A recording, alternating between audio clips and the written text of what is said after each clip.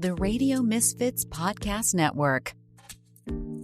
Hello, everyone, and welcome to a special edition of Planted with Sara Pion. This week's episode is covering SF Weed Week. SF Weed Week is the week before 420, where we come together and celebrate through activations, art, connecting with farmers, local dispensaries, and the community coming together to celebrate the plant. We'd like to thank David Downs and Bram Goodwin for inviting us to cover the week and for being such great hosts and making the whole experience fun and the interviewing experience seamless. Thank you, guys. It was a joy spending time with you. This recording is from SF Weed Week's 420 holiday celebration at Mirror's Gallery, and it's been a great run. We did 12 shorter interviews, all covering different areas of the movement in the industry, and I hope you enjoy listening to them as much as I enjoyed doing them. So sit back, relax, and listen to some of the voices of cannabis celebrating 420, SF Weed Week, and San Francisco. Hello, everyone, and welcome to Planted with Sara Pion. I'm Sara Pion, your host, and we are at Weed Week. It is 420, and I'm hanging out here with one of my favorite people. Aww. Ngaio Bealum. That's me. It is. It is. And you're the MC today, right? That's what they tell me. So yeah, most likely. What's been your impression of Weed Week so far? I just got into town Thursday, and then I had to go back to SAC Friday. So I've seen two events, and it was great, freaking great. I got to chop it up with Green Chalk Farms at what's the name of the place? Soulful. Oh, Soulful. Right, That's a and they great specialize in sun grown and organic and all my favorite weed shit. Yeah. It's very healthy over there, and Mark from Green Chalk Farms is one of my favorite growers on the planet. So, and I hadn't seen him in a couple years actually, because we're homies, and so it was just nice. It was nice to see everybody. It was nice to smoke some weed. Then we came back here to 540 Howard and partied on the roof, and it was cold and delicious, and it was a wonderful time. The roof is great. Yeah. This roof, the urban oasis style, baby. Oh yeah. Can't go wrong. Yeah, absolutely. Up on the roof. Yeah, right. That's about I think as much usage as you can get before ASCAP comes after you. Truth. So, you and I have been celebrating 420 for a while. Yeah. And people should know this about you if they don't. Not only are you an amazing comedian, but you have been an activist from way back. Since I've been a comedian, just about. Yeah, they kind of go hand in hand. How long is that? Do you remember? 19, none of your business. Is when I started. Fair enough. Let's see. I became a full comic in 1988, and I think I really started getting into activism around 1990, 91. So 35 years now. Well, taking into consideration the fact of you being a writer, doing things in the industry with ICBC, being... That's the International Cannabis Business Conference, by the way. Shout out. Yes. And being a comedian and just being immersed in the culture from all different lenses. What does 420 mean for you? The quick, easy answer is probably freedom, right? Bodily autonomy, bro. And that's really what it is. And it's a celebration of the culture and of the people, and that's really the most important thing is the people and the plant. And so that's when I try to celebrate 420. I mean, yeah, I'm here for the plant. That's what I tell everybody all the time. They're like, what do you? I'm like, I'm here for cannabis, man. I still believe that hemp can save the world. I still believe that the hippies were mostly right about most things.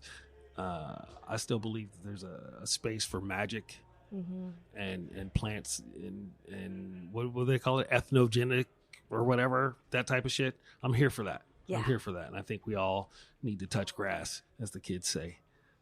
So that's what I like to celebrate. And I like to celebrate the diversity, man. There's people, cannabis brings people from all walks of life. People say this all the time. I say this all the time. Cannabis culture is a subculture of every subculture. Yeah. Right. Whatever people like to do, there are people who like to get stoned to do it. So I'm here for that. Yeah, that's true. I think there's Except for maybe brain surgery or driving a school bus. Although Otto from The Simpsons would argue. I was going to say there's somebody there probably is a really good brain surgeon, but he likes to get a little stoned. I don't know if I'd want that person, but hey, if they're good at it, I trust them. Yeah, exactly. Yeah. So what are you going to be doing today? I know you're emceeing. I'm emceeing. I'm going to do a little comedy set. I'm going to thank the sponsors and introduce the people and walk around. I'm going to put on a tie in a minute and walk around and look official and shit. The professor. Professor. That's right. That's me, the dank diplomat himself. I love it. Yeah. The pothead professor. Right. I can't be the ganja guru. That's Ed Rosenthal. That's true. He is. That's true. And hopefully he'll be popping by today, too. I'm sure he will drop by. And for those of you listening out there, Ngaio and I did an episode a little ways ago. A while ago. Yeah. Yeah, probably episode 35 or something You were ridiculous. one of my first. Yeah. Yeah. Aw. But I'm excited to have you here. It's always good to see you. And I'm excited for us to do another episode We in the very near should. We should do future. another full episode. It would be great because Planet with Sara Payan is always amazing. I've been pronouncing your last name wrong for a million years. I always thought it was Payan. Everyone does. My husband says Payan. Okay, well, as long as, you say Payan, I say Payan. It's being a Middle Eastern girl, everyone always thinks is Payan. Actually, it is Mofaham Payan, or it was before I got married. Mofahan Payan. Yeah. I always thought you were Filipino. No, everyone always does.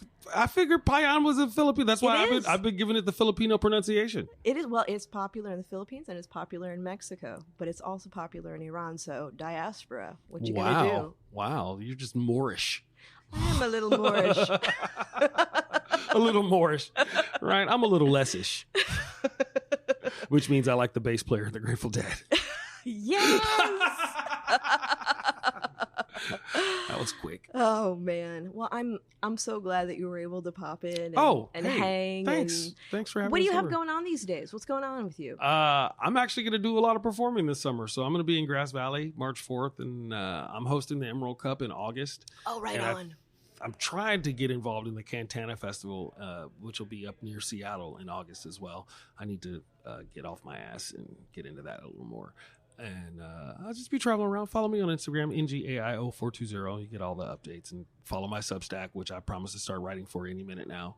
And join my Patreon as well, which I will also start writing for and posting things any minute. Self-imposed deadlines are the worst. I always need an editor. Oh, I could give myself a deadline, but, You need an I know editor. I'm lying. I need somebody to be like, I need it by Thursday. Get it done. Get it done. Oh, okay. And everything you put out, I always enjoy it. Always. That's so sweet. Thank you. Well, that's true. Thank you. I enjoy putting out. Right on. I mean, it's a living. It is living. I'm here to generate content. Well, you can tell you love what you do. And I always love seeing you, my friend. Oh, it's always good to see you too. Thanks for having me over. Absolutely. Happy 420, everybody. Happy 420. Listen to Planet. It's so cool to be here with you. Oh, it's so cool to be here with you too. Remember we were doing like stories on the Apothecarium for SF Chronicle and like trying to get the normies out. I know it was a different time, and now look at us. I know. I was just on KCBS, just bridging their bullshit right into the trash about like, what do you think about doctors wondering about this? I'm like, well, they need to take their continuing medical education credits on the endocannabinoid system and learn that the FDA just said we should reschedule it because it has medical value. Yeah. It's coming. It's gonna come. I think it is. You gotta have faith. You gotta operate with optimism. I was a glass half full guy, but I kind of ate all the glass above the waterline, and now I'm a glass full guy. I love that. You know? Yeah. And so it's better this way. Oh, absolutely. Oh, and for those of you listening, this is David Downs. This is the master of Weed Week. Just the fomenter of it, the connector of it. You know, like I feel like I'm the mascot in the like suit getting everyone to do the wave because people forgot how to do the wave. And so you got to like go, okay, everybody put your hands up and then run down the line. And then the wave starts and people see it and they go, oh yeah, the fucking wave. I love the wave. When it comes to me, I'm going to do my part, you know? And then the wave comes around and everyone stands up, wave. And they all laugh and look at each other like, we stood up at the same time, you know? And then they watch it go by and see it go around. Like it's going to come around again. It's going to be, you know, and then the mascot can go surfing. Well, I mean, you've been doing this a long time. We were reflecting this week about how long both of us have been in this space. Yeah. And when we talk about conversation as normalization, were you the first cannabis editor for Hearst? Yeah, we created the cannabis editor position at the Chronicle. Mm-hmm. Ricardo Baca, shout out him. He created that position at the Denver Post. That's right. And, you know, then there were culture keepers running High Time since the 70s, like the Steve Blooms of the world and the Danny Dinkos and the Kyle Cushmans.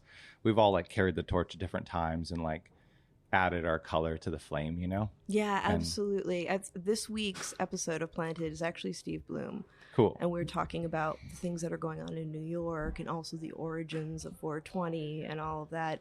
But it was a really different time when, you know, journalists were working in that time. I mean, you know, now with normalization, I mean, we still have issues to deal with. But back then, it's like the reason that a lot of people didn't use their real names is because, you know, you don't want to get the feds on your back. Yeah. It's true. And I'm thinking of our listeners, what now and what they need to know, which is that, like, it's time to get out of your trauma box. It's time to not, like, have the stigma that other people have. It's weird how, like, cannabis people have internalized it so much that even when it's over, they don't know, it's over, you know, the drug war and stuff.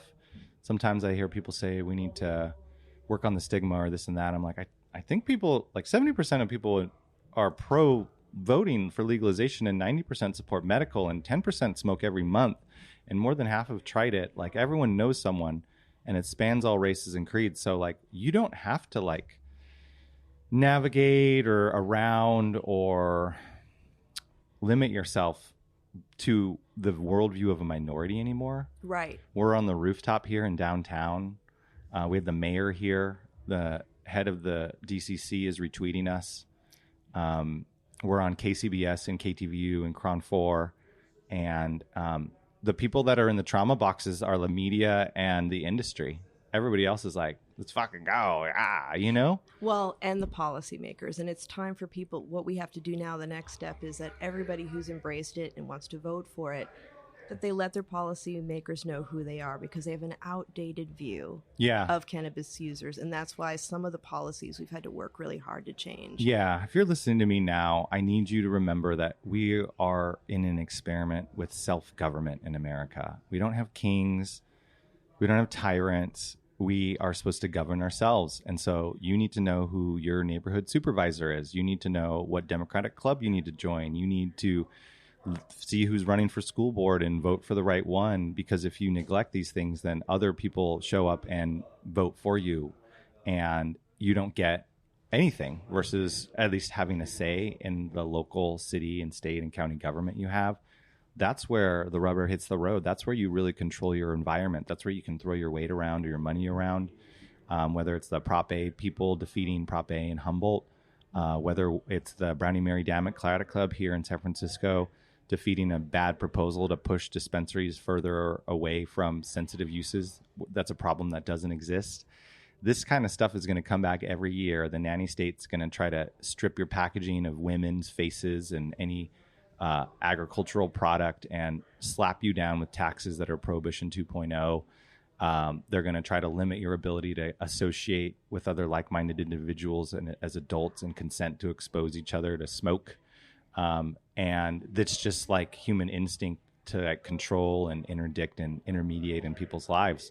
But the good news is that there's more of us than them. Yes. And all you need to do is like lean in and get out there. If it's just picking up your garage, going for a walk, drinking some water, start small, pick up the night trash in your front yard, pick it up on your street, say hi to your neighbor, help those people out, join a community cleanup, re-knit those ties to the fabric of your community that have frayed. And they're just not replaceable with like an algorithmic social feed. That is not life. That is not sociability. That's an antisocial network. And it's not even a network. It's a net unwork. It's an antisocial net unwork. The social network is your neighborhood and the people in your community who you're going to see more than your family members. And they are your kinsmen. We are meant to work together like hands or feet or eyelids or teeth. Yep. And we are all of the same body. So reconnect and work together. And vote. Yeah, well, that's part of it for sure. And we're seeing that in San Francisco. Pandemic, wheels came off the bus. People are like, what is going on here? This is not working. Schools are closed, cities. And we started voting, and now it's different. And the change continues, and people are engaged. They remember like, oh, yeah, this is my city. I have to be a part of this and participate. And one of the things I love about Weed Week is after all this time where some of us got a little more social earlier on than others, I feel like this is a time where more people are coming out and we're reconnecting.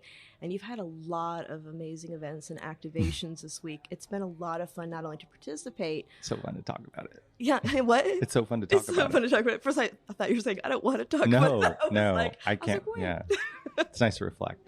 Yeah, it is. And like yesterday, I was in a room with like a bunch of my favorite people, and how wonderful is that? I saw that photo. It was tremendous. It was like Thank a you. powerhouse. It was like the dynasty in there. Oh my God. When I saw Jackie show up, I was like, wait a minute. We haven't all been in a room Right? together ever. Fuck yeah. Yeah. And it's always SF Weed Week or San Francisco Weed Week, never a Weed Week. That belongs to Alex Halperin. He's got a B2B newsletter called Weed Week, and we're using that name.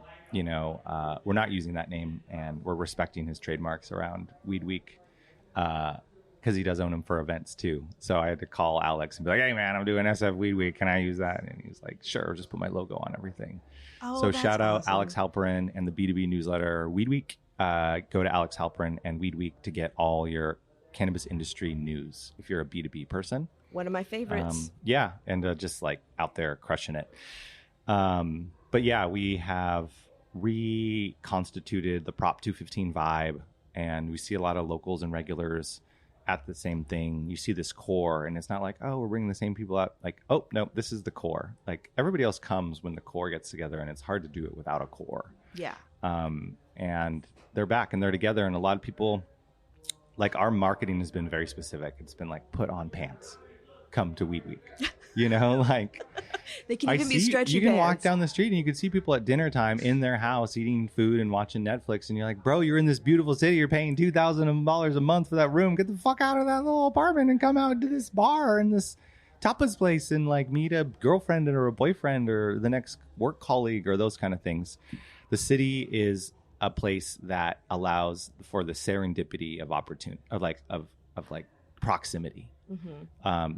And this event has been this thing where like people run into each other here and they run into each other there, or they see this thing like, will I see you at the next party? There needs to be a German word for that, like the will I see you at the next party feeling, because it's not ending. You're just like making a little logistical plan. Mm-hmm. And then that a German word for that feeling when you see the person at the next party, like you made it, it reminds me of South by Southwest in Austin or Spanibus in Barcelona.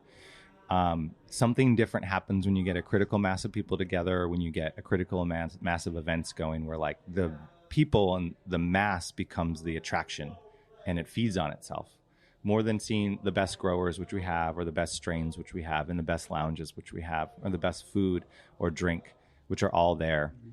Those are all pretexts for the crowd. Right. And once the crowd's there, people light up and they warm up.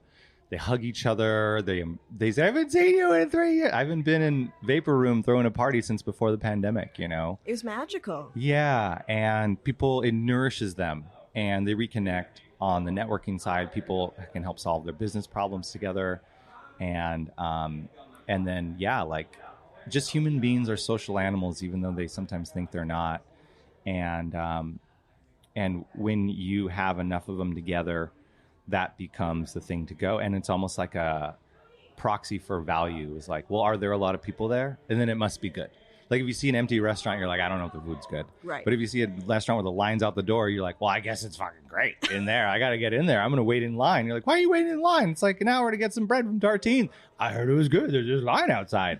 What is that? What is that human thing where you're like, oh, everybody clicked on that story. That's got to be the one.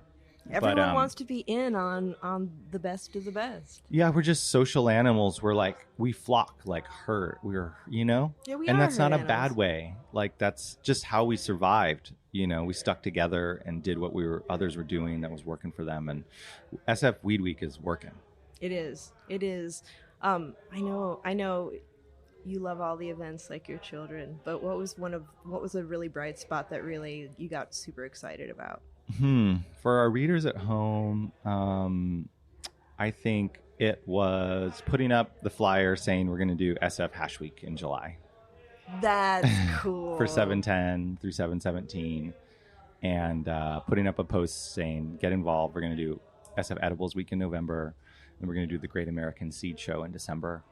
And I just up for December 7th and 8th with like 40 tables of breeders selling all their seeds, like the old Emerald Cup seed barn. Oh, When you got all that cash for Christmas and you're like, oh, I'm going to go buy gifts. And then you just go buy a bunch of seeds for yourself, I'll pop for the them and see it 2025 year, I love, so yeah, like people are like, let's keep it going. And then second to that was like one of the stores pre-sold 5 pounds sight unseen. And like the store owner's eyeballs just fell out of his head.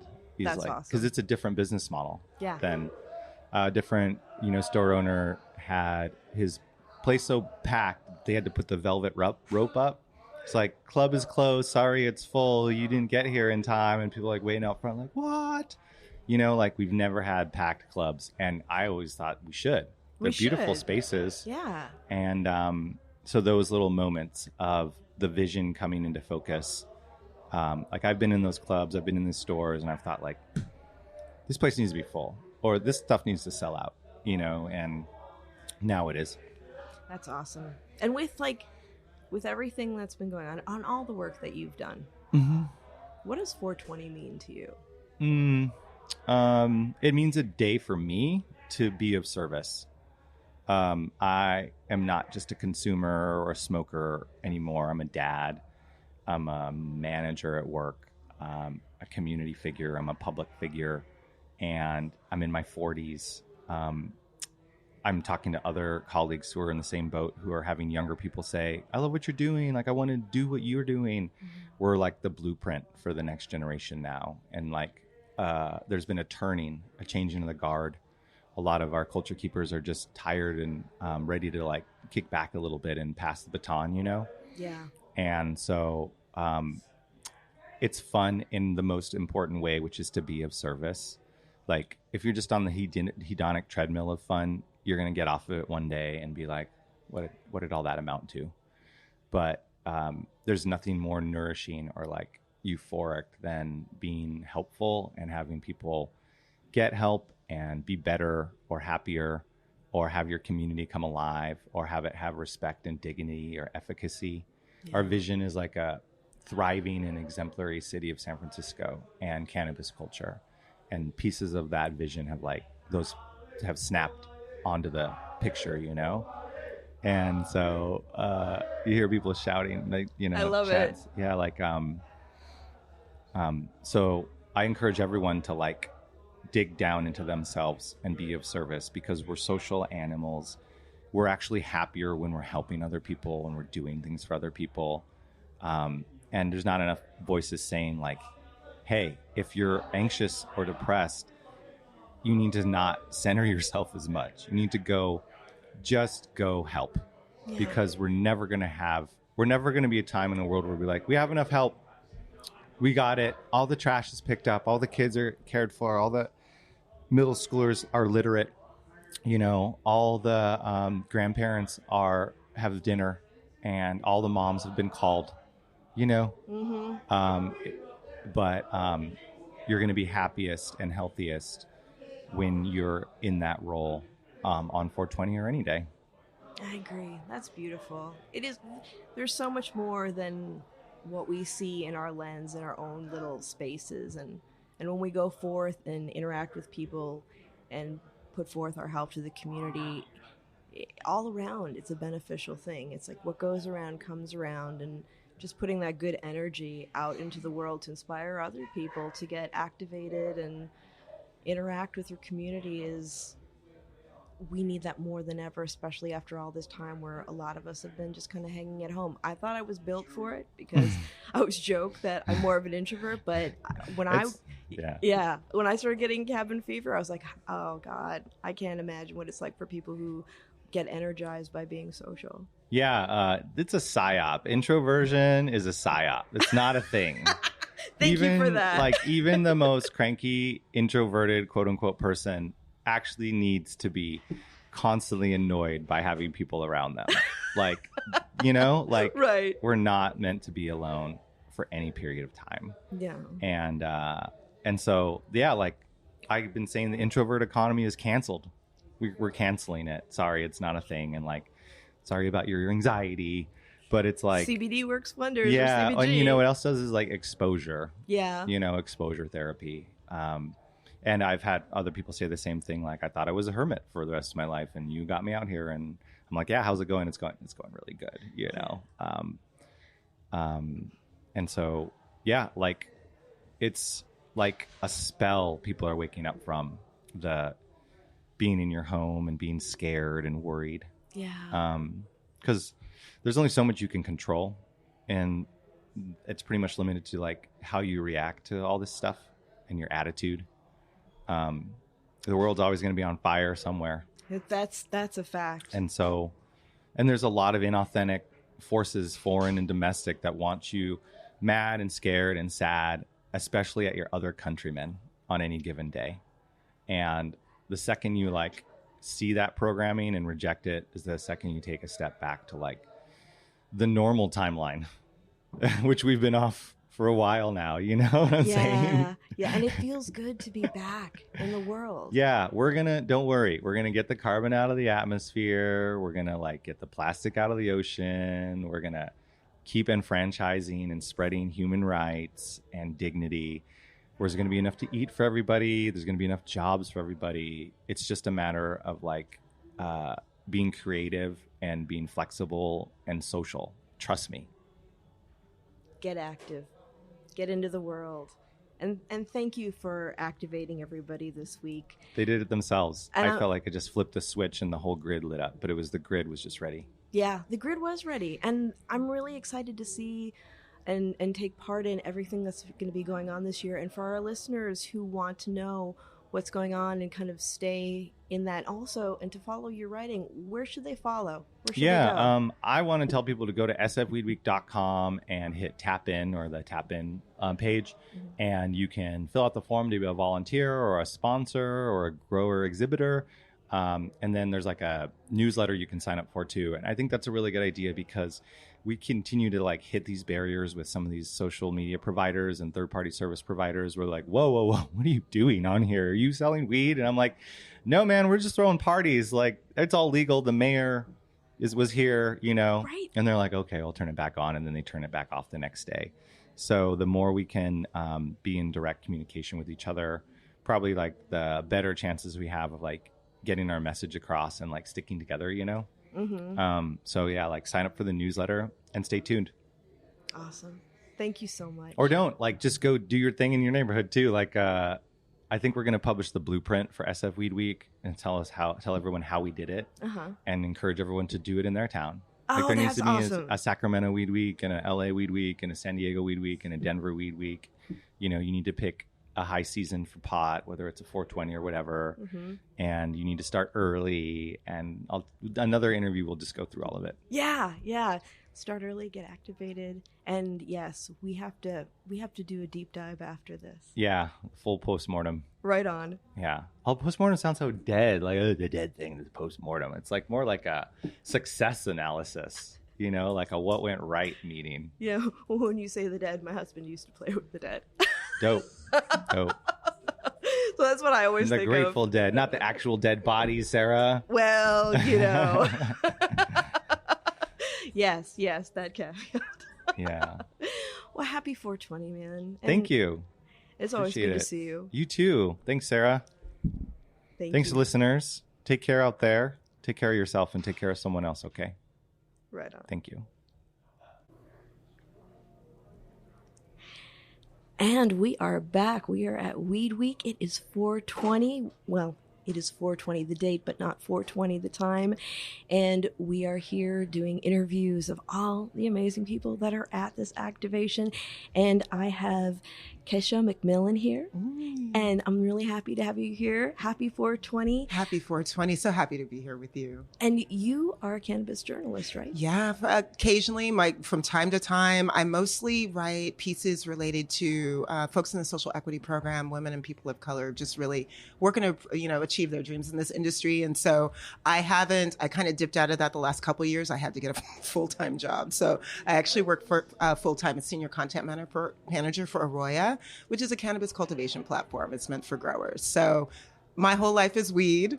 But yes, in addition to the full-time job and the occasional journalism, I'm also a cannabis educator. My friend Penny and I have a business called Wondering About Weed, where we give hands-on workshops about everything from how to grow your own to how to make your own gummies to just the basics behind like cannabis prohibition, getting the 101 down for folks. That's awesome. We always say conversation is normalization, and education is a huge part of that conversation. Absolutely. So important. So what have been some of your favorite high points in Weed Week so far? So I would love to have done much more, but I was thrilled to be part of Weed Week on Tuesday. I got a chance to interview Fig Farms at Spark. Beautiful dispensary. I had not been there before. Great assortment, great prices, but also Fig Farms. Like that's, Academy, basically winner of the Emerald Cup Academy Awards of cannabis. Their name has been on the forefront for a couple of years now. And I have tried some of their flower, but it was really, really great to get an inside scoop into like some new drops that they were going to have. I went home with a couple of strains. I have been enjoying them all week. That's another part of the problem with good weed during 420 week. You just want to like lay at home and like, I've been really enjoying my hammock, just enjoying this beautiful flower. So that has been the biggest thing that I've done this week so far. I've mostly just been following everybody's energy online. It's just like the spirits are so high, And then today I'm so glad to be here at the gallery, checking out the wonderful Get the Bag exhibit. And then tonight, Penny and I have a little workshop at Flowerland oriented towards the nursery, the folks who are growing the plant in their backyard. It's just a little 420 fun for them. That's awesome. Yeah. I love that. There's just so many amazing things going on, and it's so nice to be reconnecting with communities. I was talking to Marcella earlier about the fact that like with COVID and everything, we hadn't had as many opportunities to be together, and like finally everybody's kind of reconvening. It's slowly been happening in the past like year, 2 years. Yes. But it's really nice to see everybody. It's so good. It's so affirming just to see people who've been just like grinding for years. Like, unfortunately, some folks, they had to move on, couldn't stick it out in the industry, but also a lot of people who have just been doing it for a long time, they're still in it. For me, that is extremely grounding. There's some real pioneers, just incredible, just like innovators in this industry, and the opportunity anytime we can all get together and just connect and see each other and give each other support, I think is such a huge deal. So it's been wonderful. It's also just a good time to be a consumer. The flower is on point. We are very lucky to be in California where so many brands get to kind of shine and show their wares, but also we have limited retail. So I think anytime the brands can like connect with the people, just like they've been able to during SF Week, Weed Week, I think is super important. Yeah, it is super important to support our farmers. And, for those who, I think with cannabis, we become so detached because we see it as like a packaged product, this going to like the CPG talk. Yes. But being able to talk with the farmers and really see like for average consumer like what a cola really looks like, and the importance of sun grown and just all the amazing things. And I saw upstairs there's a lot of great seed companies up there too. I haven't made my way up there. I got a pre-roll of Blue Dream waiting. Oh, right on. I have my priorities. So when we're looking at 420, what does that mean to you, 420? Oh, that's a really good question. I think for me, 420 is really celebrating this amazing plant first and foremost. This is a medicine for people. I don't care why you take it, to help you sleep, to help you feel good, to manage pain, to help you be able to eat because you're dealing with some illnesses. Whatever the reason, that's medicinal. So I think first and foremost, just really reminding ourselves of what this plant is about, this long-standing relationship humans have had with this plant. We belong together. So there's that part of it. But also remembering, like, we're very spoiled in California. This is kind of known as like where the top shelf weed comes from. You go around the world, California weed is like top of line. It's super expensive. And we are very grateful and fortunate to have that. Not everybody has access to the medicine, number one. And number two, we've already seen what happens. Our government can take our rights away from us. Yep. So a lot of what we try to do at Wondering About Weed is just like remind people, give them that context of sometimes you want to just do stuff because you can.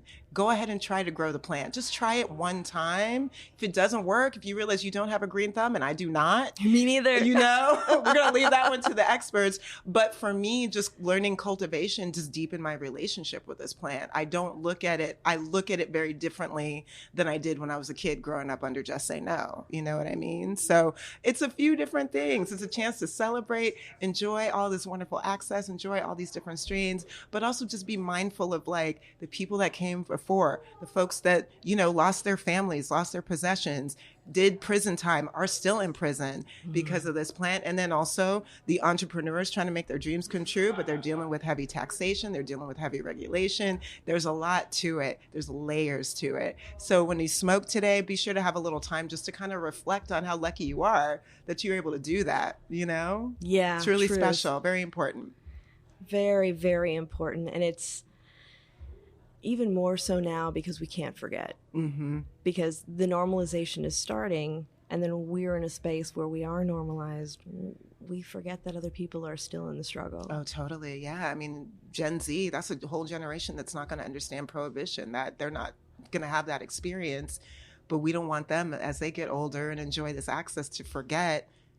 We need to get some folks out of prison still, for example. Consider who you buy from, who the brands are that you support, who's the business owner, who's the farmer. These are small business owners. These are entrepreneurs.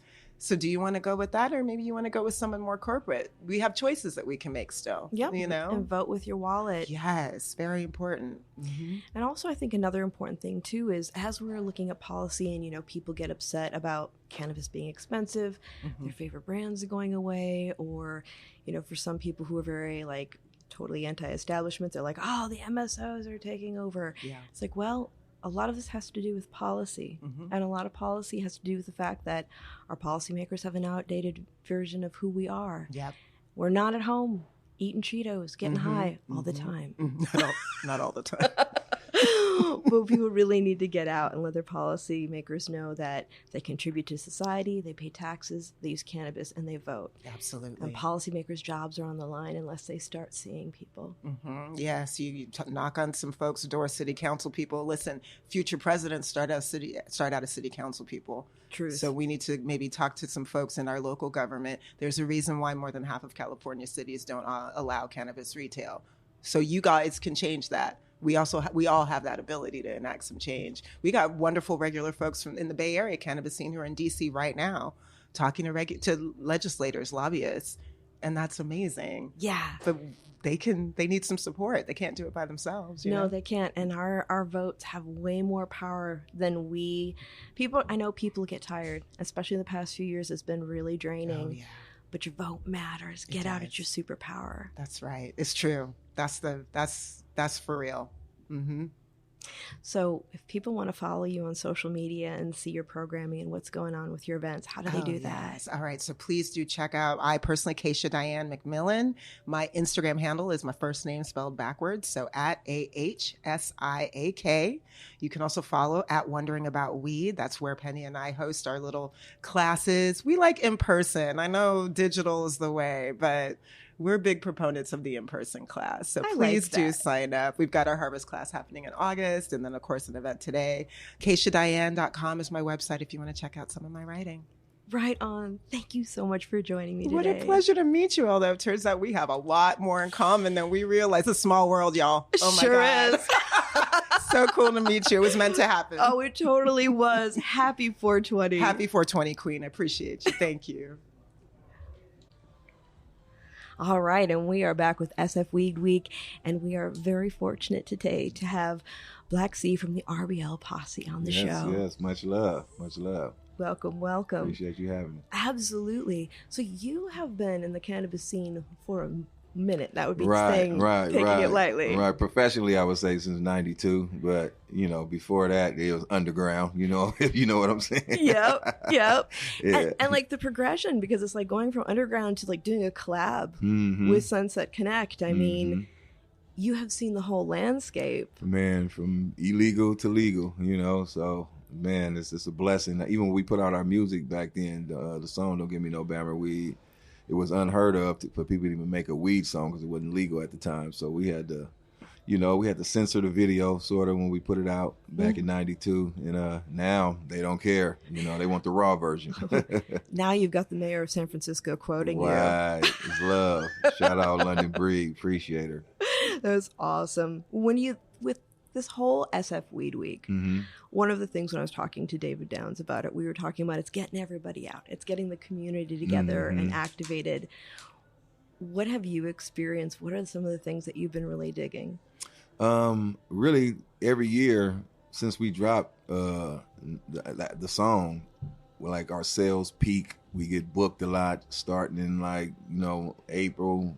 From April on through the summer is our hot streak. So it's always lovely. We always can't wait until March to hit and April hit, because we be in demand heavily. And the streams just go crazy online. So I love it, just being incorporated and dealing with people like Sunset Connect, Buddy Indoor Natural, a lot of them that we deal with. Yeah, man, it's love.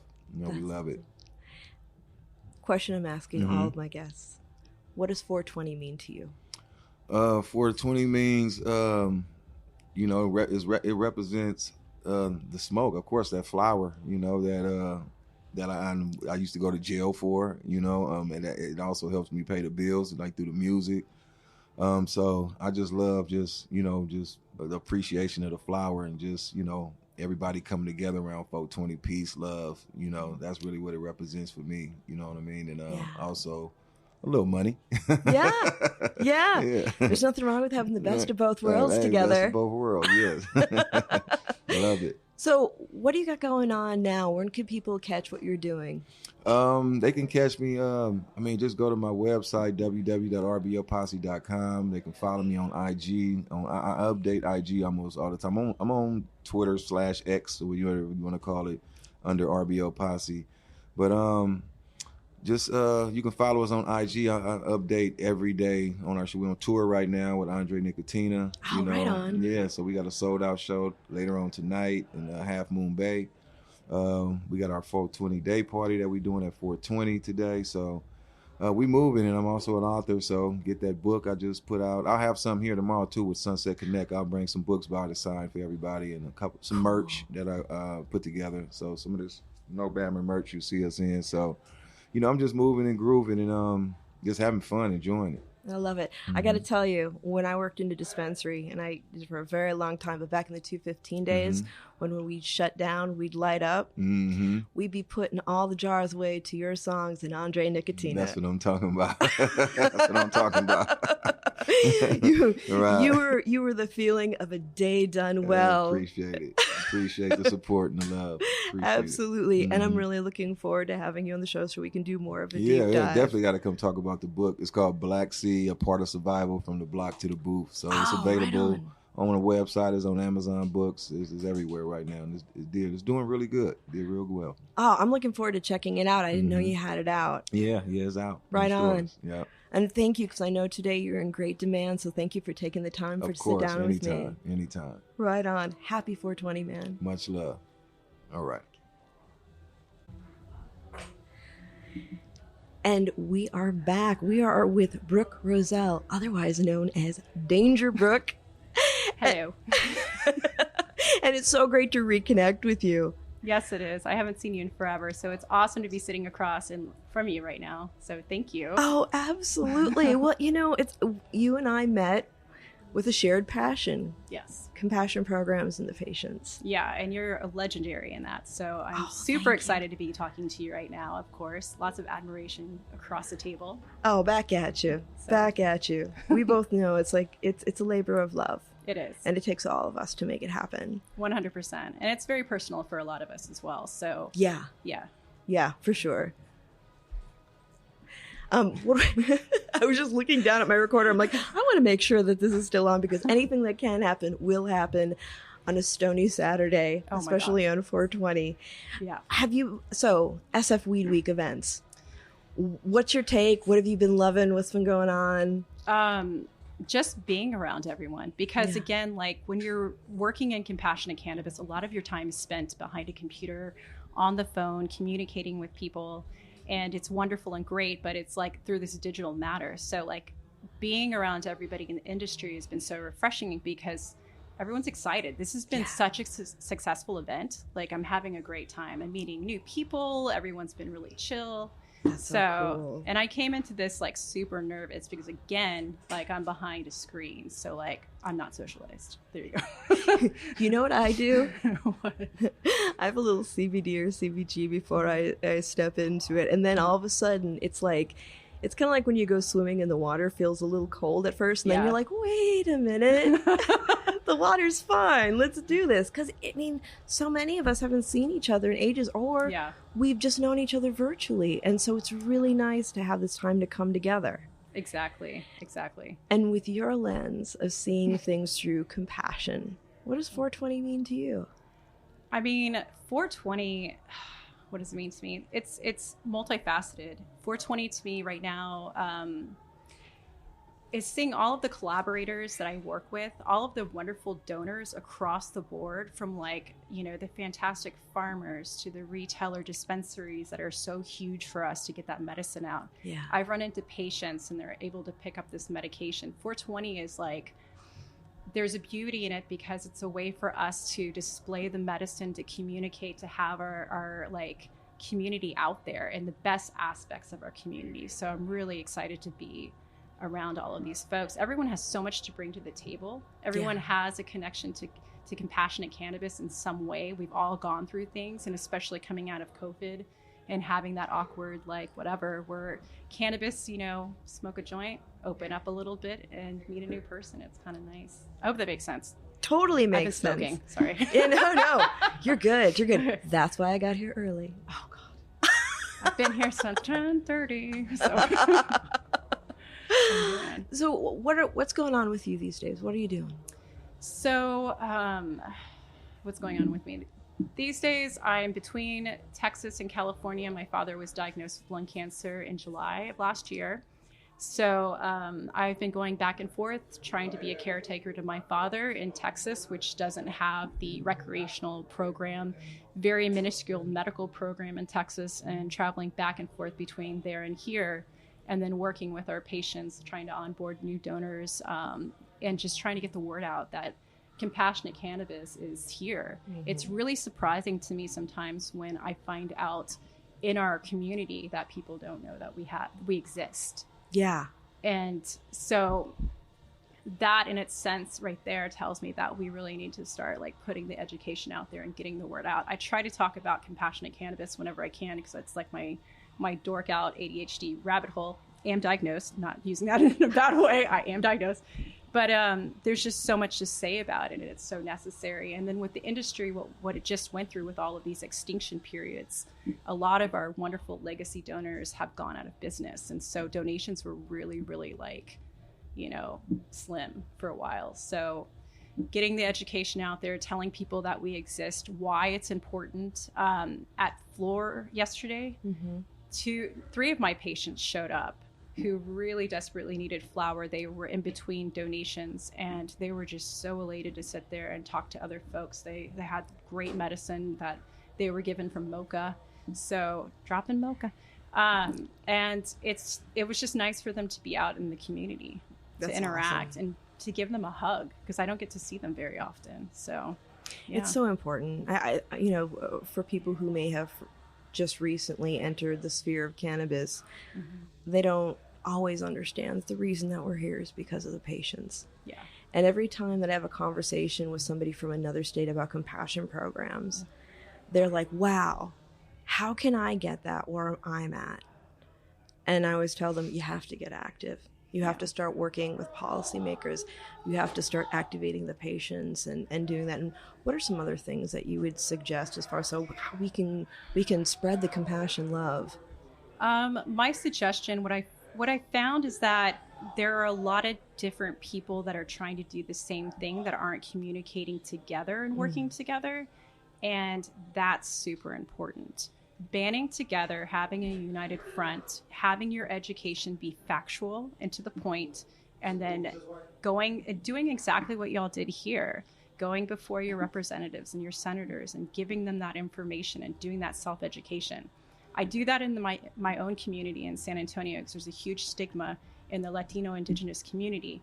And so I'm constantly educating family members about what it is, and it's totally changed their perspective because they see the results. So in different states, we need to band together. We need to get the conversation going. I would love to have a program like SB 34, now going to be 2255. That's right. Yeah, woo, see, I got it. I would love that to be a standard across the country, that free medical cannabis is accessible. It is the first part of the conversation when we talk about cannabis because it's so important to give back to those patients. It's a medicine. So that's really where I'm at. The division has been the biggest issue that I see. Yeah. So. Well, better together. And we need to have more conversations to get people in the same room. 100%. For people who want to follow you on social media and see what you're doing, how did they do that? Sweet Leaf Patients. Right on. Or you can go to Dangerbrook and you'll see a bunch of silly pictures. So there you go. I love both. I follow both. I follow yours. You're like an amazing human being. So thank you. I'm super happy. Like you're the reason, like you've opened so many doors for us in Compassion. So I appreciate everything that you've done. So back at you. Thank Got you. a fan. Hey. Mutual fan club here. And Thank you. I'm really looking forward to all the great stuff that we're going to do. Yeah, agreed. Happy Should we shake now across the table, even though people can't see? I know. I should. No, Done. Here we go. Done. We shook. Done. We did shook. And once we're done, we're going to hug too. Damn straight. Happy 420, lady. Happy 420. All right. I am here with Ivan Castro, the founder of Sync SF. Happy 420, my friend. Happy 420. Happy Weed Week. Yeah. So speaking of SF Weed Week, how has it been for you? What have you been digging? What's been up? Oh man, it's been exciting. It's been a lot of events that it's really hard to get to. Yeah. Just because there's so many. Oh my God, so many. And it's a marathon. So just lace up your boots like for bootstrapping, and that's what we do. And just but no, it's been a pleasure. Just seeing all the different communities coming together. Yeah, for real. That's what I've been loving too, because I feel like for a few years now, I've been hanging at home, seeing everybody doing cool stuff, but not having a chance to be like, hey, you're doing cool stuff. Right. So you not only grow amazing flowers. Well, I'm sourcing it now. Oh, that's right. I'm a You former are. cultivator. You are not only highlighting amazing flowers. Yes. But you also have been very active in equity. Yeah, it's been a long journey. Yeah. Started in 2018 with the new rules, the compliance with labeling and stuff. So started a few brands, worked at a few distros, worked at a few manufacturing. So my background was sales. So that came natural to build relationships and, just show up. And then, so I had a retail license in the queue that never really went anywhere, just because times aren't good right now. Yeah, it's a challenging time. It is. I mean, look at downtown. So, but it's been a constant pivot. Just finding a way and making a way and synchronizing. I think that's the beauty of the brand. It's really coming together. Yeah. Well, with all your experience in the different areas, you really get a really good bird's eye view of the landscape. Right. And, the navigation is challenging for people who are new to it, but it still is even when you've got all your experience. Right. And this is the last leg of the journey is retail, which is a whole nother beast. It's a whole nother science. It's a whole nother relationship. It's and that's what, the long-term, success is going to be is the retail. Yeah. And having shelf space. Yeah. Because, there's so many different, as you know, like avenues to get there. And ultimately everybody wants to be on the shelf, but it's hard to get on the shelf. It is. It's such a, it's just, I'd say that it's a maze, but it's just more of a challenge. It's like, it's almost about timing, and you can do all this work, but you almost have to be at the right place at the right time to make that connection. And then there's the outreach to the community and getting people engaged in what you're doing. And for those of you out there listening who are in California, I have been sampling some of the Sync SF flower, and it is beautifully curated, I have to tell you. It is. All my eyes see it, how it gets packaged up. Before, when I was working with the small distros, I was doing it myself, but now it's different times. So I still have a good QC eye on it. That's awesome. And when we're looking at 420, and for those of that are listening out there, Ivan has done a lot for the movement and policy and how the lens through which we are seeing a lot of cannabis, like culture, diversity, equity, all of it, from everything, compassion, which is legacy, so important. Legacy, equity. Yep. It's all and the patience, and it's all of that.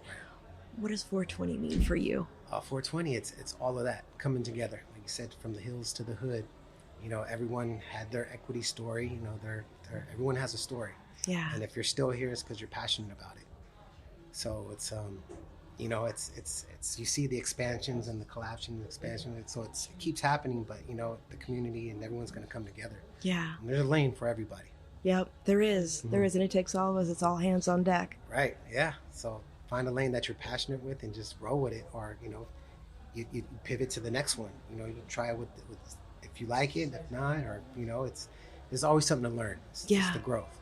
It's the beauty about it. It is part of the beauty. Yeah. And for people who want to follow you on social media and see what you're doing and what your brand is up to, how do they do that? They can get in touch with the website. It's called www.getinsyncSF.com. Our Instagram handle is syncsf, SYNC_SF, like San Francisco. Yeah, I know. We're like I said, this is a pivot. So the brand is really designed to do collaborations because I'm white labeling, so doing collabs with growers to produce Sync SF. But we have this in mind to just do collaborations with artists, organizations, really like the homegrown organizations, people that's still here. So I love that because it's all about community. Yeah, it is. I'm just so excited to be in this community event and spending time with you today. So thank you, and happy 420, my friend. Happy 420. Thank you. Appreciate it. Absolutely. All right. Cool. All right, so we have Wendy Baker from Space Gems, one of my favorite gummy brands, as a matter of fact, especially because I do love the hash. Welcome. Thanks for hanging. Thank you for having me. Absolutely. Awesome. And it's SF Weed Week. I mean, it's like all of us getting together. It's been so nice to see everybody. Oh my God. What have been some of your faves? Oh, I just loved this whole event. I got to see all these people. I so grateful I was here when the mayor came, and I thought that was so awesome. And just like, where cannabis is going, I'm just getting so excited about the future. Events like this matter so much, and it really helps all of us, and especially legacy people that we're still here and we're still supporting and still going on the way. And I'm so stoked. Sorry. Yeah. Oh no, that's perfect. And when we're looking at it, I mean, because for listeners out there that are in other states, Wendy and her Space Gems are legendary, especially for those of us who are very hashy. And you've seen a lot. You've been through the whole trajectory of what we've been seeing with policy and the legalized market and all of that. Yes, I totally have. And there are days that are really, really hard. But I think at the end of the day, what I always go back to is that my gems are a service to someone else and taking away someone's pain. Yeah. And whatever challenge I have in front of me, I have to realize I can't be afraid of it. I have to move forward because that person needs me. And to be able to create a better quality of life for people and for people to smile and be happy. Life gets hard, we go through things, we go through challenges, and to be able to lift people up during those moments and keep them there, it's awesome and such a blessing. Yeah. And they need them, so I just, those people wake me up and make me keep going. So all the stuff just doesn't matter. I just got to keep going. Yeah. Well, and it's just so obvious, all the love that you put into what you do. I mean, you've won awards. You are very well respected. And, just taking in everything, community, the work, the connections, the love. For you, and it might be, sometimes it's hard to distill, but what does 420 mean to you? Oh my God. I feel like this is like the first 420 where I am so soaked that this has been just such a different 422. But this 420, it means community. You know, we all get together, we all get stoned, we all laugh, we all get high, we have all these awesome conversations, we all smile, you know, and it's a great holiday just to come together to realize that there's so many more than we think of all the people that get high, you know, and you find out things, you get interested with other people, and yeah, just the community and just the community it builds, you know? Yeah, I love that. And, you know, and we're no longer in an echo chamber. It's not just a bunch of us like nerdy weed people. Conversation has become normalization. Yes, it totally has become, it's just like California stoned, you know, or California sober. I feel like that's like now a media word that, you know, I see on, you know, so it's like they're not drinking alcohol, they're just getting stoned. Yeah. You know, and that's awesome and that's beautiful, and I'm like stoked that it's like coming up more and more. Yeah, we're having our relaxation, our euphoria, and we're staying healthy. Yeah, totally. And we're healing our bodies with our endocannabinoid system, and we are helping our brain, and we are moving forward. Yeah. For our listeners who want to follow you and what you do, how do they do that? Oh my God. Well, I just want to say thank you for letting me be on the show. That's awesome. You got me to come. I'm grateful I got to talk. So thank you for listening, because I really want to say that. Like, yeah, I appreciate all the nice, kind things you said about me. I think that there's definitely been some hard times, and it's nice when you're finally at a point in your career where you're like, whoa, I'm being recognized. You know, no, you don't have to shout to be recognized. You can just be like, all right, I'm going to do better. Every time, just do better. And the universe definitely pays back, because it's going to be even bigger than you can imagine, you know? Yeah. So I just want to say thank you, everyone, for the support. I just can't even believe all the love. So thank you. And you can find me at Wendy the Space Gem on Instagram. That's totally like me. That goes to me. We have Space Gem Official on Instagram too. And my name is Wendy Baker from Humboldt County, California. Right on. All about the love. Happy 420. Happy 420, my friend. friend. Oh my God, that was awesome. And we're back.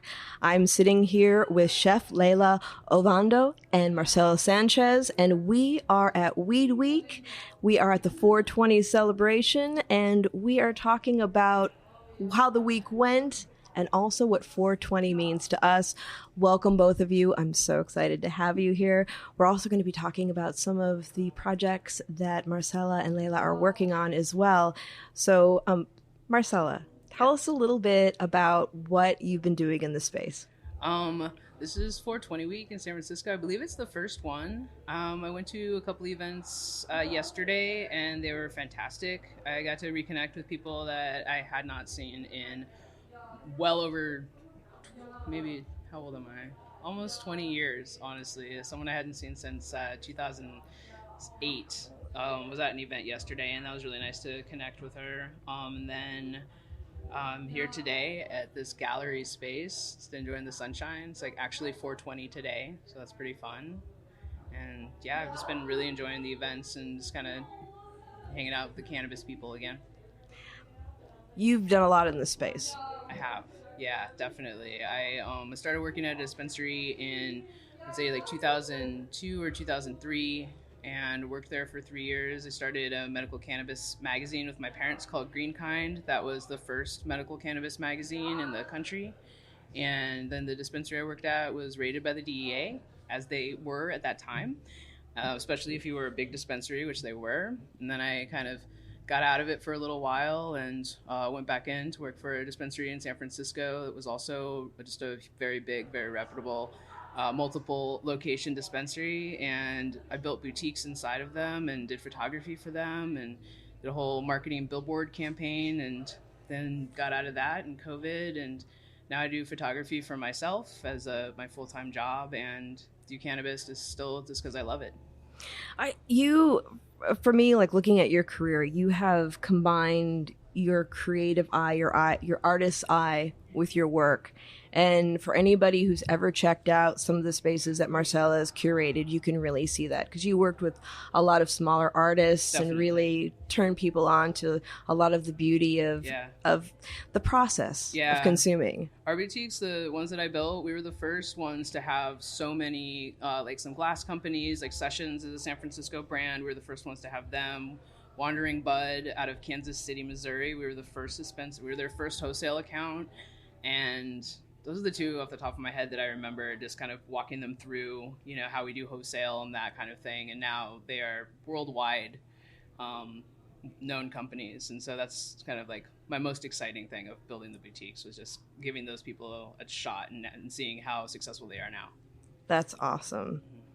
Now, Chef Layla, it's amazing. let's talk about what you're doing in this space.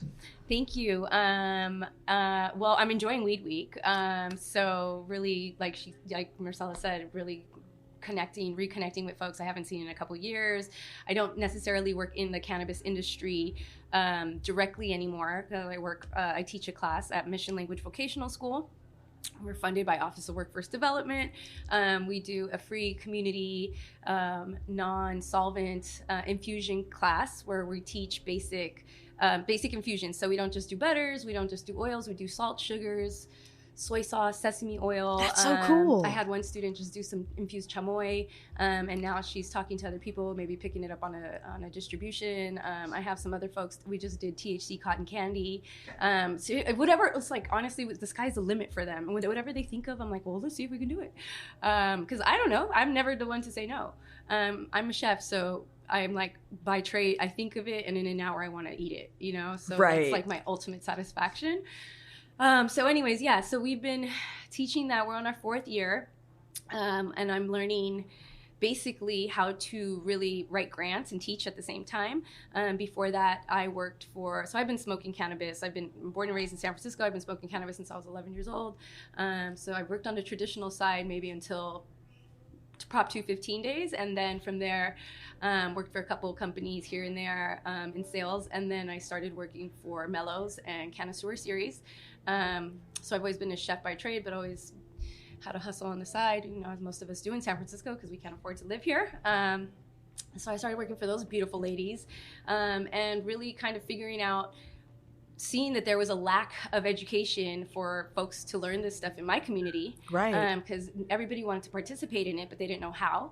And so for me, the only thing I can teach is my skill to be in the kitchen. And so kind of pivoted into what we're going to do and how to offer a service to the community that was essential. And so Office of Workforce Development funded it, and so we've been going for about 4 years now. We do a Boston Biscuits where I bring in all my beautiful friends from the cannabis industry from the days, and now they're running their companies, which is awesome. And they come and they eat breakfast with us, and they partake. They try their concoctions, so whatever they made for the day. So whatever it's like, whether we're doing the chamoy or they do infused maple syrup or whatever breakfast stuff, and then everybody kind of talks about their canna story, the ups and downs, and I really stress for the folks to really talk about the downs, because if you're not resilient, you're not going to hang. I mean, That's just it, you know. And, you know, I've been in the game about 20 plus years too. And if it wasn't for my patience and resilience, I would not be here. I had to figure out whether if it wasn't going to be in cannabis, it would have been an auxiliary service or something, because I believe in it. I believe in the plant. I believe in the community. I believe in the authenticness of it. And that's why, you know, we're fighting hard to bring it to our community, because we don't have money, right? Yeah. We're not funded by big outside money. We're community funded, and if the city believes in us a little bit, maybe they'll give us tax money. Yeah. So that's kind of where we got it from, and now some of my students are either kind of doing their own thing, so they're moving on to other companies. Other organizations that are helping them do business plans and probably apply for equity licenses, and I help a little bit with that, but kind of more for folks that are that can really help them with that, get their taxes together, get all their information that they need. And then, so my main thing is to network them. And that's my dream and goal, and hopefully they excel and grow and everything. Be That's part of the green awesome. pie. Yeah. That's awesome. And we've really been enjoying Weed Week and all the different activations and stuff. But being that this is the high holiday, what are your thoughts on what does 420 mean to you? For me, I'm always said, every day is my 420. So it's really nice to have a party where I get to see my friends and get together and see people and whatnot and have it celebrated kind of worldwide, and especially, citywide, because we're in San Francisco, but it is kind of a worldwide thing now. So it's just nice to have more community about it, but definitely every day is my 420. Yeah, I love that answer. Me too. I guess for me, I guess I'll put it to you, like, I told my students, I brought my students here today too. I brought maybe I saw some of them with their coats. They were going make for sure the they're clean. Yeah, they were going for the coffee, and I was like, "You are very smart people." Thank you. I'm such a proud mom. I need to stop. But I told them, I was like, so my birthday was last week, as I told you. So I was like, more people text me for 420, happy 420, than my birthday.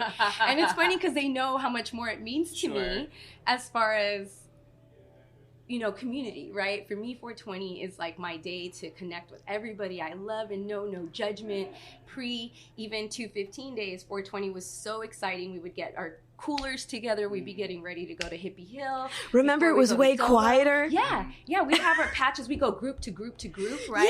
Yeah. We'd even go from neighborhood to neighborhood to neighborhood, right? Because we're from the Mission. We'd end up at La Raza Park at the end of the night, right, with a Kager.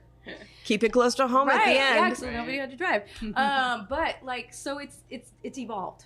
What it meant for me has evolved, and now I get to partake with my students, which is, I get emotional because whoever thought that I'd be getting paid to teach younger, amazing. Sometimes I even have some of my friends' children in my class. They're not children; they're early 20s. But it's pretty amazing to be able to kind of pass down the tradition of cannabis as a medicine to the younger generation and some of the and ideas celebrate they're it. coming up with. Yeah. So the cotton candy. Yes. That's and to not be afraid, like they don't grow up like we did. Right. They With don't the have fear. The fear. Were you so PTSD'd over it? Like, I see a cop behind me, I smell like weed, I freak out, and I'm like, I don't have to do this anymore. Nope. It's kind of crazy, but I'm starting to realize the even physical implications of what it did to the war on drugs did to us, right? Definitely. And so, it's kind of crazy. But they don't have the new generation doesn't have that, which I'm very happy. And the beautiful thing is, like you were saying earlier, I'm not part of the industry, but seriously, you are, and you're part of the movement, and we're all continuing what we do, whether we're working with plant touching businesses or not. It's really all about being out there, engaging with our community, and making shit happen. Yeah. Absolutely. So you have an event coming up. Yes. How we know each other. Yeah. Throw down those deets. Which I just met her, actually. We actually just met yesterday on Zoom. And then on. When I was looking around at the art here, I heard some people start saying, chef. And I was like, man, that would just be such a coincidence. Because we just met yesterday. And we were going to start working together. And now here we are. So it was really awesome. That's a 420 miracle. Yeah, that was right? a nice little moment. Exactly. That's cute. So what we're working on is the first in a cannabis series, programming by Artists as First Responder.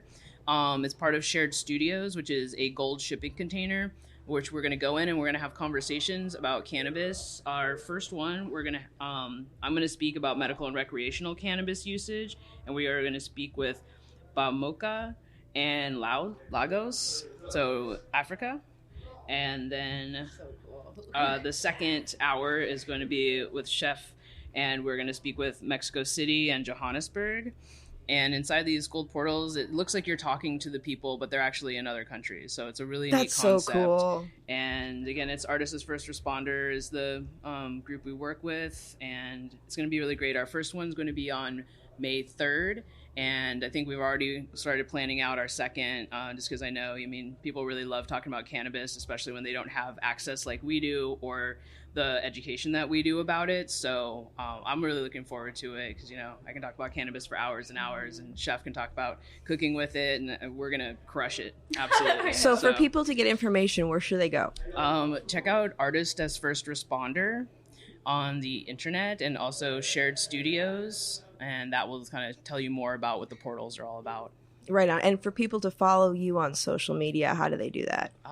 My social media on Instagram, it's msanchez.studio, and that's going to take you, say, primarily photography is my main job right now. So if anybody needs pictures, just go there, check it out. And then I'm just la.la.leyla on Instagram. Right on. And I'm at MLVS. So if you have any questions or are interested in a class, you can check us out at mlvs.com or .org. Awesome. Thank you both for coming and hanging with me. Absolutely. Thank you, Sarah. This was wonderful. And I hope you have a wonderful rest of your 420. Happy 420. Yeah, happy 420. Happy 420, everybody. All right. So now we're getting to the source. How you doing? Good. James Loud Genetics, James Loud Podcast, Seed Man Extraordinaire. Thanks for having me on today. Thanks for being here. For sure. Happy 420. Happy 420. And what a week it's been. SF Weed Week. What have you been digging? Like, what's been going on when you've been doing your travels? Well, I went up to Washington last week to see my friend one last time before he passed. His name's Dave Dammit. He helped start a bunch of events, Canacon. He's one of the founders of Canacon, and he just passed today, held out for 420 to pass. Amazing guy. So I've been working, and I was up in Washington focusing on him. We did a 3-hour podcast that we're going to be airing next week. Oh, that's so awesome. But yeah, and he's like a true steward of the plant. He was a breeder, a famous photographer, and just an amazing all-around person. That's awesome. It's heartbreaking to be losing so many amazing people who have done so much, but also like to pass on a day like today with everything that he's done. He was a revolutionary, and there's so many revolutionaries in our industry, more than any time throughout history. Yeah.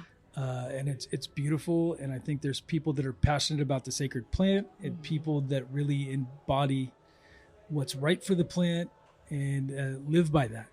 And we're lucky to be alive, and it's a beautiful time in so many ways, and life is amazing. And I reflect a lot on that. I'm getting older myself. I'm 47. I'm not old. I'm not young. I'm somewhere in the middle, I feel. But reflecting on what life's about, I feel like in your 40s, you become a good storyteller. And I have a podcast, and I love telling stories, and I love interviewing people. We're going to get you on a podcast one of these days, and we can tell some amazing stories and have amazing adventures, and also recording the oral history of cannabis. So like what you're doing here today is just so important to the industry, because we're able to talk about times that are going on from the perspectives of the people that did it. Yeah. And 100 years from now, this is going to be valuable information. 50 years from now, when people want to know, well, why was it so crazy? They can listen to us, tell our stories, and we can talk about how it really was.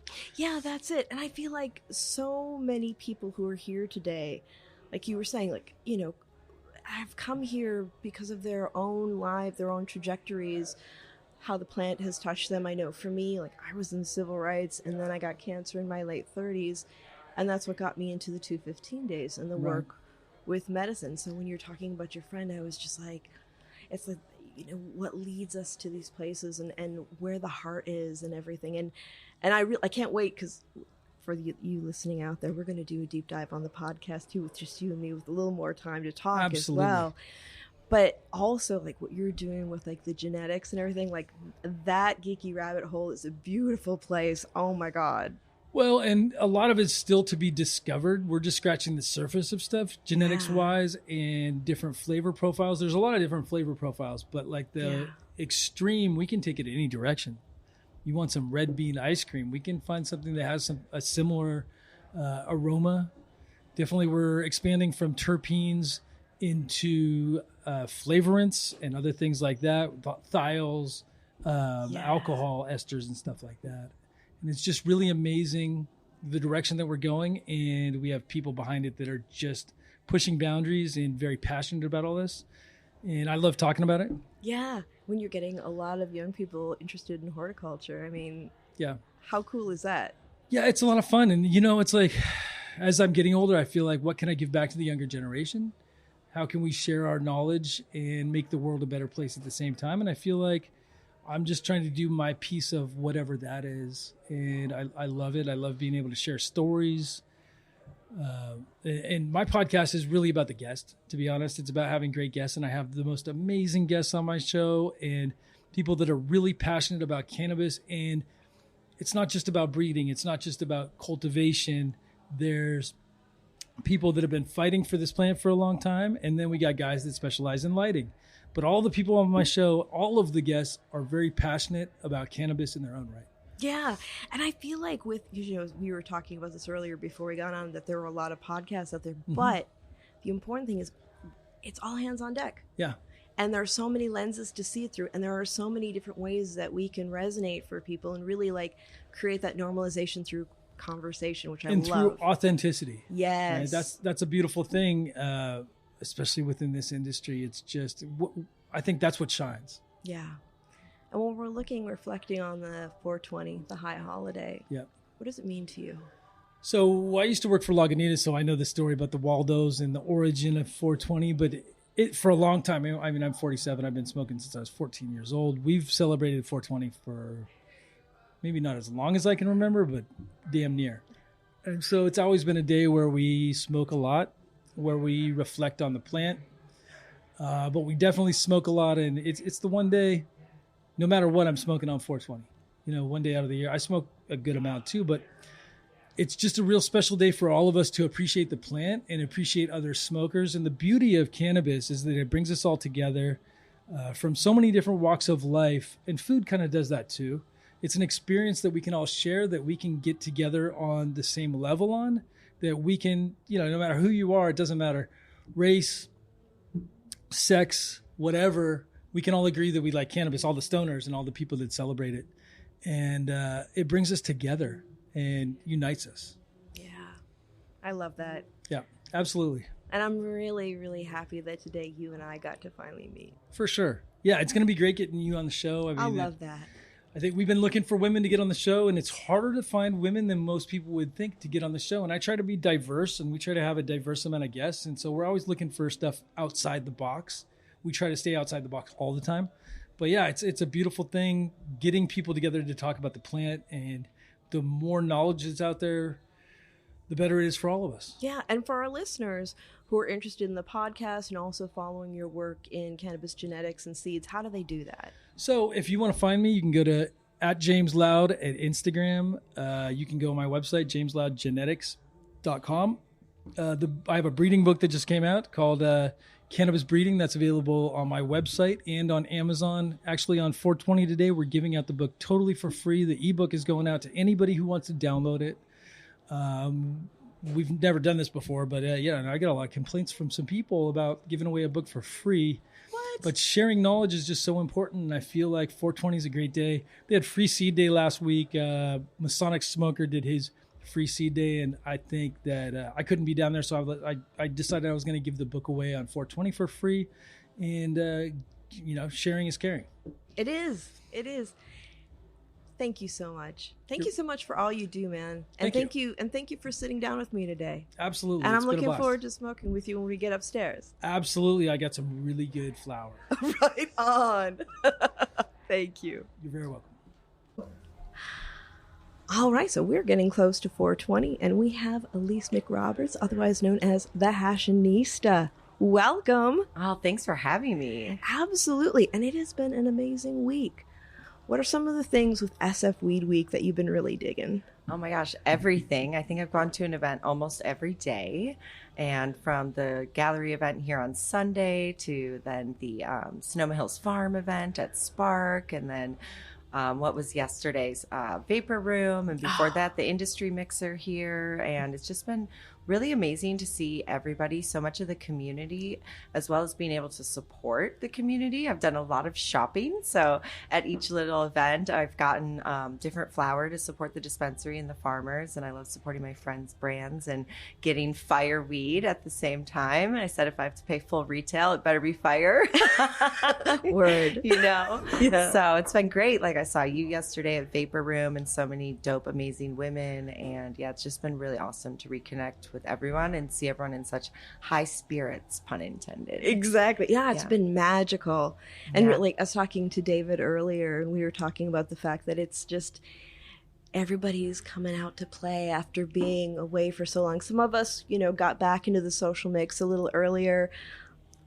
Others have been more baby steps, but I feel like this has been a real call to action for community and just getting us all in the same room. Yeah, it's been really great. Again, to have so many options too, so to see some people every day or at different events, and maybe some people just once, but Yeah. being able to not feel the pressure as well to like have to be everywhere. even Yeah. though I was trying to be, of course. And we're still just getting started. I mean, we have a full day here today, right? Yeah. It's beautiful up there on the roof. And I'm just psyched to be here, and yeah, it's really, really fun. And then I guess there's a brunch tomorrow, right? I mean, There it carries is. on. So Yeah. and I heard there's going to be a hash week in July. So of course, Hashanista over here is already psyched on that. But yeah, just I can't thank David Downs and everyone who's helped, make this happen, and everyone who's shown up. And it's just, been really great. Our community needs it. You've been around a long time. I've always admired and respected you. And Oh, so thank you. I know you've seen a lot, as I have over these many years. So Yeah. it's really cool. Again, just see everyone in high spirits, because as we know, people have been going through it. Oh, it hasn't it's not been all an easy sunshine time. rainbows. No. No. But we keep it lit. We do. Right. We do. and reflecting on all of that, what does 420 mean for you? Ooh, I love how lately people have been calling it Cannabis Christmas, or, Yeah. the Stoner High Holiday. For me, it's always been about having this day where we can be, and I live this throughout the year, but, loud and proud with our love for the plant, and celebrate it out in the open with our community and those who also love the plant. And, in the older days, I'm from Chicago, so celebrating 420 was definitely an act of defiance or rebellion, right? When it was not legal. And I love being here and having this, I've been to Hippie Hill in the past, and I've done private parties in the past, and then to see again what they've done, having this sanctioned by the mayor and an official weed week. So how far we've come. But yeah, 420 to me is celebrating our love for the plant out in the open with our community. Yeah. And, again, I try to do that as much as I can through the year. So It's so important. yeah. And for our listeners out there, tell them a little bit about what you're doing and also how they can follow you on social media. Oh, thank you so much. Yeah. Yes. So I am at The Hashanista, and it's HASHINISTA. And I work with brands and produce events and provide education and do pop-ups. So here I'll even be selling some of the jewelry from my different brand partners, which are often handmade and small women-owned business. So just curated collection, and I'll eventually launch my own products, both in cannabis and fashion, but all collaborations. So ideally, again, with legacy, craft, celebrating women and minority-owned business too. And then I also do payments. I work with PayRio, so I help bring compliant credit card processing to dispensaries and deliveries and psychedelic industries. And yeah, I'm on the High at 9 News Hour on Friday mornings, or every other Friday. And I try to do as much as I can in this space. But yeah, follow me at The Hashanista to stay up to date, and hope to see you out there, and say hi if you see me. Right on. Thank you for bringing the glamour and the culture. Oh, thank you. Thank you, Sarah. You're the best. Oh, so are you. Happy You are 420. queen. Happy 420. Hashi 420. Hashi 420. Stay lit. Peace and much love. Much love. I love it. And we're back, and we have United Players in the building. Welcome, gentlemen. And if you wouldn't mind going to the mic and saying who you are for our listeners. Good afternoon, Sarah. I'm Boogie from United Players, dedicated and devoted. Peace and blessings, everyone. Happy 420. This the Gorilla Pinot, the original Gorilla Pinot, Big Root. Thank y'all for bringing us over here. We appreciate it. My name is Glenn Holden. I'm the Gorilla, United Players. Assalamu alaikum, United Players, Patrick, and we in the house to represent for all those that can't represent themselves. Thank you so much, gentlemen, for joining me today. It's Weed Week. Weed Week is almost every day for some of us, but this is where we're getting together and really celebrating, and especially San Francisco Weed Week, David would say, since there is already a Weed Week. But have you been going to any of the events? And if so, what's been your impression? What have you been loving? I know for me, I've been loving reconnecting with the community and having everybody get together and celebrate. But it's been a huge time of reflection as well. So I love to hear what you guys have to say. Sure. Go ahead, y'all. So first of all, ain't much happening because 420 in Golden Gate Park, they canceled it for some reason. But, we'd like to go to all the parties if we can get there and, smoke a little weed, meet all the people that we know, running into old people, not old people, but older people that we know from back in the day. Mm-hmm. And we appreciate all the assistance and help that they give us. Okay. Patrick speaking again. So I must say I'm a returning citizen from incarceration. So to keep it 100, as we say, and transparent, I've been away for 30 years. Wow. And in that 30 years, there was no 420. And not just that, I'm a born Jamaican. So, I've been smoking ganja my whole life.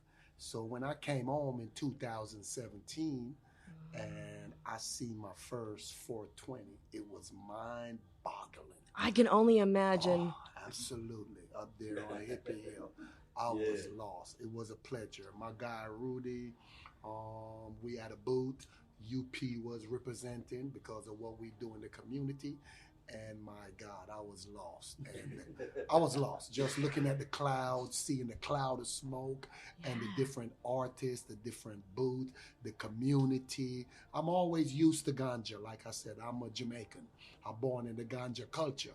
But seeing it on a mass level with all races, all gender, all identity, all culture, oh my God. I started taking pictures, and I was really impressed. So just to not having it this year, I'm heartbroken because I've been living vicariously through 2017 still. So not having it this year, I'm sad. Yeah, I feel that. Well, here, let me just say, right, I'm high as 4 Jamaicans and 4 hippies in one helicopter, right? And so 420 is a mindset for me, right? Although this day is a very special day, right, celebrating the food of the gods, I celebrate it through a mindset every day, right? And I'm very thankful and I'm honored that we could do this. Whether they have the 420 at Golden Gate Park or not, it's not even about that. It's about the people. It's always been about the people. The power's always been in the people. So it's never been about the politics or the paper. It's about the real people. We are 420. Yep. I am 420. I come from the war on drugs, right? And so now that we getting equity, right, especially out here in Frisco, right, we're able to spread that LOVE, which that smoke, right, the frequency brings, to get back to our community and the people, like the brother right here, P was saying, right? I feel and so that. we want to make sure that anything that we contribute back to our people, all the way from the elementary, from the penitentiary, right, comes with that spirit of LOVE. So profits and proceeds made of anything that we make that come from our boots on the ground goes to the people. And for our listeners, and for our listeners, because we've got people from all over the world, tell us about United Players and what y'all do, because I know you do great stuff, but a lot of our listeners are far away. Yeah, shouts out to everybody out there. You listening to the ultimate United Player right here. And the players that I'm talking about are the people that's doing something positive and productive for their people in the community, right? We ain't about taking lives. We're about upbringing and saving lives. and bringing the spirit to these young kids. Because whoever control the mind and the hearts of the kids control the future. On me. That's truth. Right? Everybody Yeah. here did time, right? I ain't did time. They did life on the inside. I did life on the outside, right? But we have that same spirit of get back. Yeah. We hustle. I'm an ultimate hustler. I'm from Frisco, right? He from LA, right? He from Vallejo. But guess what? We had that spirit of not just hustling, but gang banging, but for our people in a way where we revolutionizing peace because we making it fashionable. Yeah. Yeah, it takes the hood to say the hood. You see the nationalities on there. So people out there in the radio world, y'all can't see our face. I'm Filipino, straight up. You feel me? I got a Latino brother. I got a black brother. I'm we got Africano. white brothers. Come on, man. We I'm all Africano. Represent. Swole up. Come Yeah. on, man. We here. With the food of the gods, baby. I'm so glad that you joined me today. For our listeners, what's a message you'd like to send out for them on this beautiful 420 afternoon where we're all spending time together and really just reflecting, and we're going to get everybody out of jail? Oh, well said. I love the question. Let me first say thank you, Sarah, for having us. To those out there on Radio Misfits, dig this. Together we stand, divided we are stuck. As we come together on 420, I hope you can see this bud because it ain't for play, and I'm going to blow it today. I smell it now, but I'm going to be high off of it in a minute. You hear me? And that's big facts. So, but seriously, though, what I want to say is the smiles and the glory and the peace and happiness that you see on the faces today should be those that we see every day. Every day. Every day, because it's one band, not a wee bit of sound. Together we stand, divided we stand stuck. Show up. Like a truck in the mud. Come on. It's us. It's us. It's us. And that's facts. Yeah. Thank you for having us. If it's anything that you need, I won't be high, but I'm going to smoke me a little bit of weed. Ain't no gang like the Bay Area gang. Come on, man. If people want to follow you and see all the good work that you're doing, how do they do that? Okay. Well, shoot. Let me give up my IG. BIGRUT 415. That's Big Root. Big facts. Yeah, come join us. And you can find me on Everett Butler 72, and I'm going to tell you what it do. And what it don't do. Facts. You can find me on their platform. Wherever they go, I'm there. Yeah. So you can see me. And I'm P. Carr. That's the Bo-Rilla. You're going to find him in the Let me tree. get mine in Bo-Rilla 415. Right on. Thank you, gentlemen. And thank you for everything you do and for bringing the heart and soul and saying what needs to be said. And I just sending you so much love and good energy. All day. Thank you. Hey, real quick, though, we do want to give a shout out to everybody, man, who's incarcerated. Facts. You know what I mean? We ain't forgot about y'all. We out here, man, standing strong and standing on ours, y'all. Boots on Nothing the love, ground but for none but love and respect, y'all. That Keep road, your heads up. San Quentin, On 10. Folsom, I salute Pelican you. Bay, Corcoran, all the state prisons. Juvenile Hall. Juvenile hall. Did Right you on, see what it Sam. say on Thank there? Just hit it. Let me know you see what it say on there, though. Let's hear You it. see that right there? Just hit it. Say it then. It takes the hood to say the hood. Shout out to my brother Biz from Vallejo, Mr. Palmer right there, Soul Brother number 9, and Face right there. My brother from LA to the Bay. Salute. On my mama. And she in heaven. Thank you. All right, so we are wrapping up our 420 episode of Planted, where we have talked to so many wonderful people, but we have not talked to the guru of ganja yet. So Ed Rosenthal, welcome.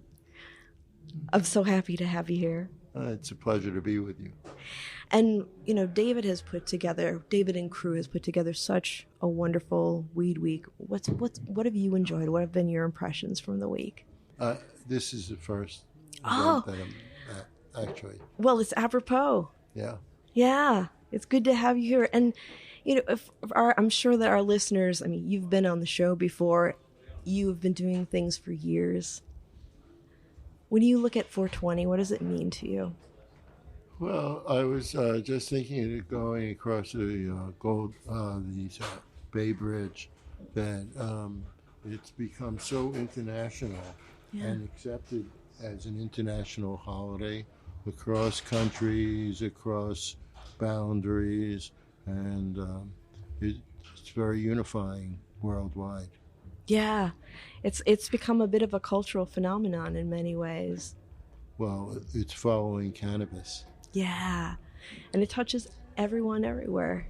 Yes. And I love the fact that when you think about, like, of course, we're not in San Rafael, but we are in the area where it all kind of came from. Because I remember back in the day going to, well, there was no formal 420 event for the normies that knew about it, but I used to skip work and go to Hippie Hill and have a smoke. And now, like, everybody knows what the 420 holiday is. Well, this has been the epicenter. I mean, for instance, the first Buyers Club was started here on Market Street in San Francisco. Yeah. Right? And that was very important. And the headquarters for the initiative in 1972, it was here. This San Francisco Bay Area has been the epicenter. And if it wasn't for activists in the Bay Area, I'm not saying pot wouldn't be legal or wouldn't, that its legalization was inevitable. But the people in the Bay Area, the activists in the Bay Area, were the ones who pushed it ahead. Yeah. I mean, it's and the patients who are activists, like, and I think that's something that is wonderful, that a lot of people in our community are having more conversations, reminding people who may not have been here as long and may not have seen the medicinal days or been touched by it, how important the patients and the activists were, so that we get to do our work today. And I mean, in reflecting too on just all the work that you've done through the years and what you've put on the line to make sure that we have safe access. And I love you, Ed, but I just want to thank you for everything that you've done. Revolution for the fun of it. Hey, I like that. Yeah, that's what Abby said. And the other week I was supposed to hang with John Sinclair, and when I went on to do the recording, he didn't show up, which I was worried about him. And then we found out that we lost him. But do you have any memories of John that you'd like to share with the listeners at all? I only met him a few times, and the last time I saw him was last summer. Mm-hmm. And he was not well then. And I would say that it was that I met with a number of people who had been activists in the Midwest, and they all, well, let me just say they have a different diet than people here do, and so they look different physically because of that. Yeah. And I think that John had that problem. Yeah. It was a loss, but I'm also grateful for everything that he did, and really thinking about all the people who have done so many pivotal things in cannabis. The fact that everybody's so well-rounded and interested in different things and creatives, and how the arts and music and everything came into a lot of the movement as well. Even with your books, you always do a quote from a Grateful Dead song before your books, and it's amazing how it all kind of comes together. Yes, well,